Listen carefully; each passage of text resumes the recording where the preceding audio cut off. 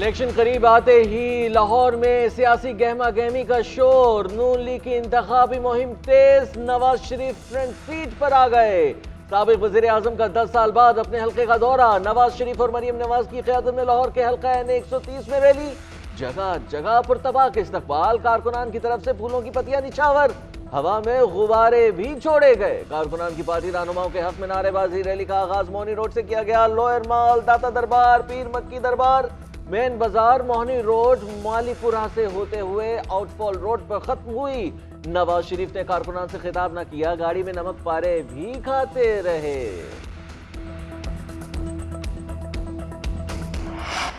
نواز شریف چوتھی بار وزیر اعظم بنے تو انتقام لیں گے۔ انتقام لینا میاں صاحب کی عادت ہے۔ میاں صاحب کی نفرت اور بغض کو اچھی طرح جانتا ہوں۔ وہ ذاتی انتقام کے لیے ملک اور معیشت کو نقصان پہنچائیں گے۔ Chairman Peoples Party Bilawal Bhutto Zardari کا چڈیوٹ میں جلسے سے خطاب، بولے میاں صاحب کا پہلا اور دوسرا دور آمریت سے کم نہیں تھا۔ 3 بار وزیر اعظم بننے والا چوتھی بار بھی وزیر اعظم بننا چاہتا ہے۔ پرانے سیاستدان نفرت اور تقسیم کی سیاست کرتے ہیں، اسے ختم کرنا چاہتا ہوں۔ ایک نئی سوچ اور سیاست لانا ہوگی۔ مجھے 4 بار نہیں 1 بار موقع دے۔ آصف علی زرداری جب ملک کے صدر بنے تو کوئی سیاسی قیدی نہیں تھا۔ بہنوں بیٹیوں کو گرفتار کرنا ہماری سیاست کا حصہ نہیں ہوگا۔ سیاستدان آپس میں لڑتے رہے تو ملک کے مخالفین فائدہ اٹھائیں گے۔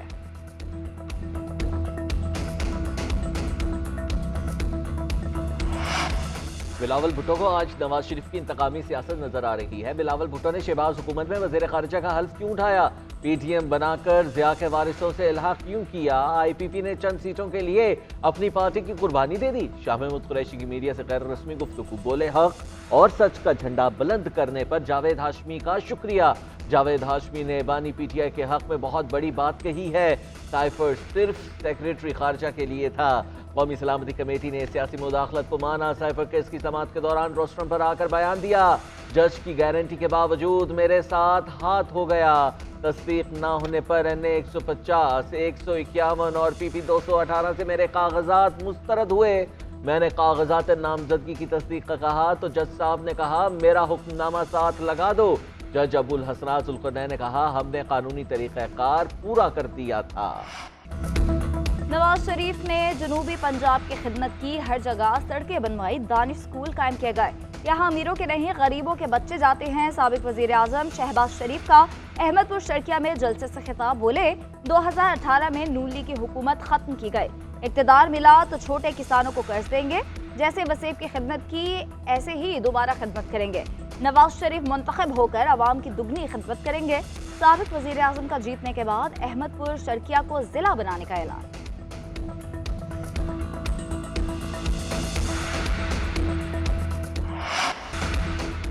نواز شریف 8 فروری کو اقتدار کے لیے تیار دکھائی دیتے ہیں۔ بانی چیئرمین پی ٹی آئی اب بھی مقبول سیاستدان ہے لیکن جیل میں ہے۔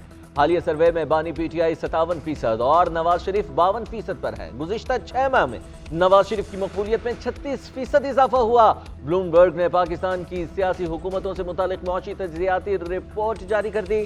رپورٹ میں کہا گیا ہے کہ گزشتہ 3 دہائیوں میں دیگر کی نسبت نواز شریف نے بہترین انداز میں معیشت سنبھالی۔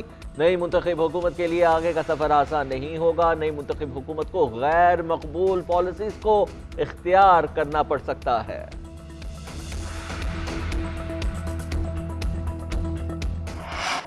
پیپلز پارٹی صرف غریبوں کا سوچتی ہے۔ بلاول بھٹو کو اقتدار ملا تو ہر شخص کو چھت ملے گی۔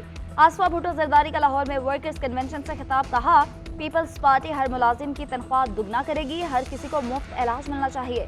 300 یونٹ مفت بجلی اور صحت کی مفت سہولیات چاہتے ہیں تو بلاول بھٹو کو ووٹ دیں۔ کسانوں اور مزدوروں کے لیے سہولت چاہیے تو تیر پر مہر لگائیں۔ 8 فروری کو تیر پر مہر لگا کر بلاول بھٹو کو موقع دیں۔ جب ہم مل کر کام کریں گے تو دنیا کی کوئی طاقت ہمیں نہیں روک سکتی۔ ہم مل کر پاکستان کی تقدیر بدلیں گے۔ ادھر سابق صدر آصف علی زرداری کی بھی لاہور میں انٹری، 2 روزہ قیام کے دوران لاہور کی پارٹی قیادت اور مرکزی رہنماؤں سے ملاقاتیں کریں گے۔ NA127 میں بلاول بھٹو زرداری کی انتخابی مہم کا جائزہ لیں گے۔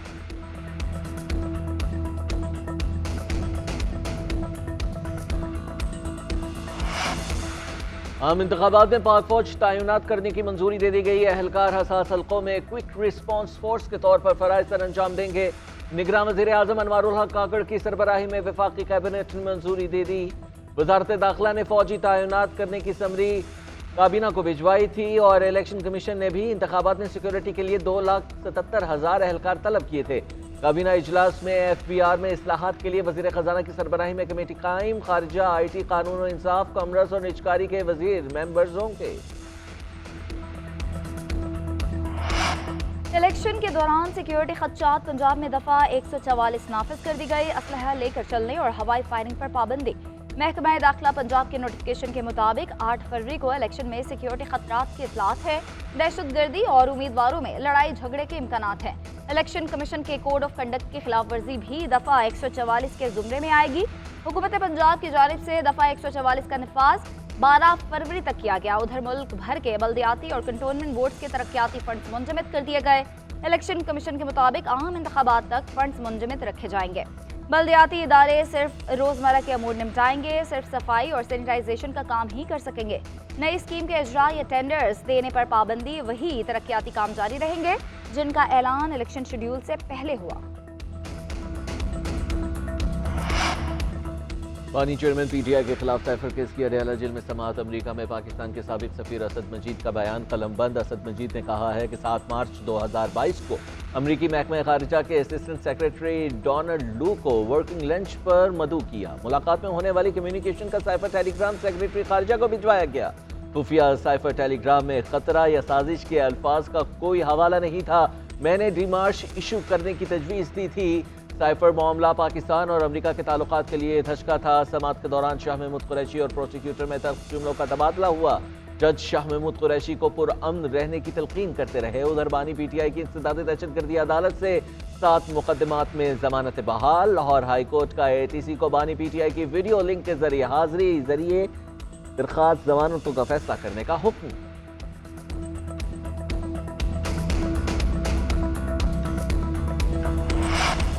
باری پی ٹی آئی کی توشہ خانہ اور 190 ملین پاؤنڈ کیس میں جیل ٹرائل کے خلاف درخواست۔ چیف جسٹس اسلام آباد ہائی کورٹ نے ریمارکس دیے کہ جیل ٹرائل ان کیمرہ ٹرائل نہیں ہوتا۔ دیکھنا ہے کہ جیل ٹرائل کے طریقہ کار کو فالو کیا گیا یا نہیں۔ یہ نیب کیس ہے، ہم نے دیکھنا ہے کہ کیا نیب قانون میں کچھ الگ ہے۔ شعیب شاہین نے موقف اختیار کیا کہ توشہ خانہ کی سماعت کرنے والے جج بھی 24 جنوری سے چھٹیوں پر جا رہے ہیں۔ استدعا ہے کہ جیل ٹرائل پر حکم امتناع جاری کر دیا جائے، بینچ نمبر 3 کے سامنے کیس رکھا جائے۔ عدالت نے استفسار کیا کہ آپ بتا دیں کہ سائفر کیس اور اس کیس میں فرق کیا ہے۔ سائفر کیس میں ڈویژن بینچ کا فیصلہ یہاں کیسے لاگو نہیں ہوتا؟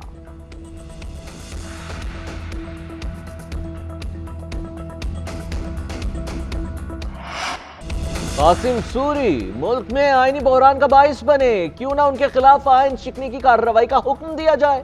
چیف جسٹس آف پاکستان کے قاسم خان سوری نااہلی کیس میں ریمارکس۔ کہا حکم امتناع لے کر مزے کرتے رہے، پھر مستعفی ہو کر کہہ دیا اپیل غیر مؤثر ہو گئی۔ حکم امتناع لینے کے بعد مقدمہ سماعت کے لیے مقرر ہی نہیں کرنے دیا گیا۔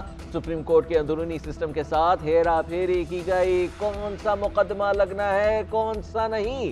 سپریم کورٹ میں پہنچنے والے لمبے ہاتھ ختم کر رہے ہیں۔ مقدمات کیسے یکجا کرائے جاتے ہیں معلوم ہے، مقدمہ کیسے یکجا ہوا، اتنا عرصہ مقرر کیوں نہ ہوا، اپنی انکوائری بھی کریں گے۔ سپریم کورٹ نے قاسم خان سوری کا کیس مقرر نہ ہونے اور سٹے برقرار رہنے پر رجسٹرار کو نوٹس کر دیا۔ 3 ہفتے میں رپورٹ طلب۔ قاسم سوری کے حریف لشکر ریسانی کو بھی نوٹس۔ آئندہ سماعت پر قاسم سوری ذاتی حیثیت میں طلب، اپنے دستخط کے ساتھ خود جواب جمع کرانے کی ہدایت۔ سماعت 1 ماہ کے لیے ملتوی۔ سابق جج شوکت عزیز صدیقی کی برطرفی کے خلاف اپیل پر فیصلہ محفوظ۔ چیف جسٹس نے ریمارکس دیے کہ ضرورت سمجھی تو کیس دوبارہ سماعت کے لیے مقرر کر سکتے ہیں۔ بہت محتاط چلنا ہوگا کہ کہیں اداروں کے درمیان قائم آئینی توازن خراب نہ ہو۔ شوکت صدیقی کیس کا فیصلہ بھی 50 سال تک بطور عدالتی نظیر استعمال ہو سکتا ہے۔ سوال یہ ہے کہ جج نے جو کہا سچ ہے یا سچ نہیں ہے۔ ملاقاتوں کی نفی کی گئی ہے۔ ہم ہوا میں طے نہیں کر سکتے کہ کون سچ کہہ رہا ہے اور کون سچ نہیں کہہ رہا۔ ایک جج کو ہٹانا اتنا ہی آسان ہے تو یہ عدلیہ کی آزادی کے لیے خطرے کا سبب ہے۔ Supreme court supreme judicial council سمیت کسی آئینی ادارے کی نگران نہیں ہے۔ عدالت کوئی بھی انکوائری کمیشن کیسے قائم کر سکتی ہے؟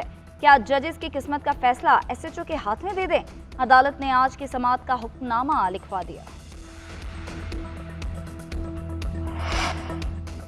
साबिक जज इस्लामाबाद हाई कोर्ट शौकत अजीज सिद्दीकी की बरतरफी के खिलाफ अपील पर समाअत फैज हमीद और इरफान रामे के वकील ने इल्जाम की तरदीद कर दी। जस्टिस जमाल मंदुखेल ने रिमार्क्स दिए कि समझ लें कि इल्जाम दुरुस्त हैं, लेकिन एक जज के लिए मुनासिब था कि ऐसे बयान देते। चीफ जस्टिस काजी फाइज ईसा ने इस्तफसार किया कि क्या किसी जज को ऐसी तकरीर करने की इजाज़त है।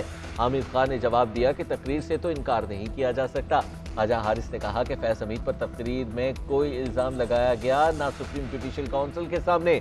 चीफ जस्टिस काजी फाइज ईसा ने रिमार्क्स दिए है कि किसी चीफ जस्टिस की बात तस्लीम करने और किसी जज की बात तस्लीम न करने का कोई मयार तो होना चाहिए।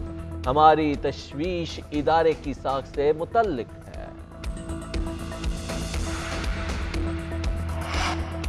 रिटायर्ड जज के खिलाफ सुप्रीम जुडिशल काउंसिल को कार्रवाई का इख्तियार देने से मुतालिक पेशरफ विफाक ने कार्रवाई का इख्तियार खत्म करने वाले आफिया शहरबानो केस में अपील दायर कर दी।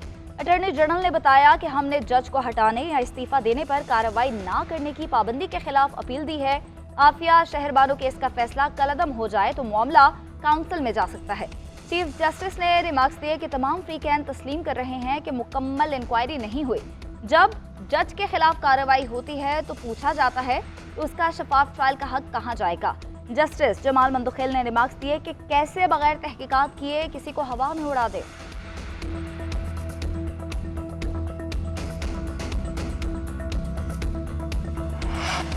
कैसे कह देंगे पुलिस और इंतजामिया किसी ग्रेट गेम के मोहरे बन जाएं। उन्होंने कई दिनों तक शहरियों को जेल में रखा। आपके एमपीओ ऑर्डर दुरुस्त थे तो फैसला आ जाएगा। शहरियार अफरीदी की गिरफ्तारी पर डीसी और पुलिस अफसरान के खिलाफ तौहीन अदालत केस में जस्टिस बाबर सत्तार के रिमार्क। एसएसपी जमील जफर के वकील की केस दूसरी अदालत भेजने की इस्तदा। जस्टिस बाबर सत्तार ने रिमार्क्स दिए कि इस केस को किसी और जज को ट्रांसफर नहीं कर रहे। रिकॉर्ड फराहम न करने पर अदालत का डीसी रावलपिंडी पर इजहार बरहमी। अदालत ने रिमार्क्स दिए कि इस अदालत की कार्रवाई में ये तकनीकी चीजें नहीं होंगी, कोई निजी दस्तावेज नहीं, सब रिकॉर्ड सरकारी है। समाअत कल तक के लिए मुलतवी।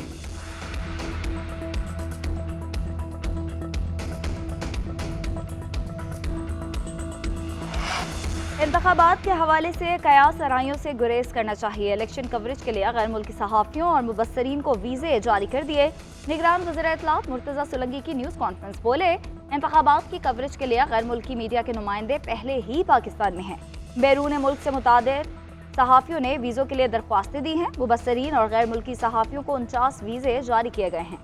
बैनुल-अक़वामी सहाफ़ी और मुबस्सिर कराची, लाहौर और इस्लामाबाद के लिए इजाज़तनामे ले रहे हैं। इन 3 शहरों के अलावा अगर कोई गैर मुल्की सहाफ़ी किसी दूसरे शहर जाना चाहे तो उसका केस टू केस जायज़ा लेंगे।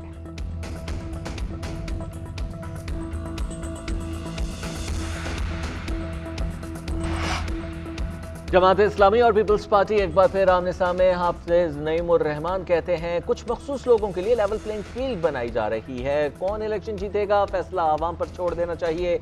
जो जीत रहा है उसे जीतने दें, जो हार रहा है उसको हारने दें। शफाफ इलेक्शन को यकीनी बनाना चाहिए। मुर्तज़ा वहाब बोले 8 फरवरी को पीपल्स पार्टी जीतेगी और एक ही पार्टी का वजीर आजम और वजीर आला होगा तो मसाइल हल होंगे। उन्होंने वादा किया था कि कराची को लंदन बनाएंगे, खुद लंदन में जायदादें बना ली, ये सिर्फ वॉल चॉकिंग करते हैं। Chief election commissioner PCB Shah Khawar ने कायम मकाम चेयरमैन का चार्ज संभाल लिया। बोर्ड के इंतखाबात तक ओहदे पर रहेंगे। नामजद चेयरमैन मोहसिन नकवी फिलहाल मेंबर गवर्निंग बॉडी काम करेंगे। शाह खावर बतौर चीफ इलेक्शन कमिश्नर चेयरमैन का इंतखाब कराएंगे। मोहसिन नकवी 3 साल की मुद्दत के लिए नए चेयरमैन बनेंगे। नामजद चेयरमैन मुतहरिक पीसीबी के सीईओ सलमान नसीर को ब्रीफिंग के लिए बुला लिया।